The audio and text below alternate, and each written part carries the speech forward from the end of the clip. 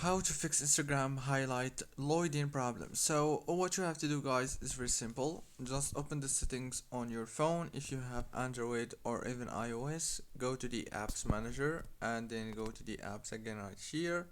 It will start loading all the apps that you have on your phone. Wait a few seconds and then scroll until you find Instagram. Click on it. Now click here on for stop and go down to the storage. Wait a few seconds, it will start computing the data number that you have on your internal storage on Instagram app.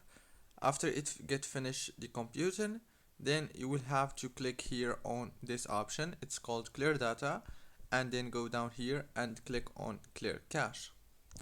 That's it. Now all what you have to do is turn off your phone, turn it on again, and the problem must be solved. Don't forget to like, subscribe. Thank you very much for watching.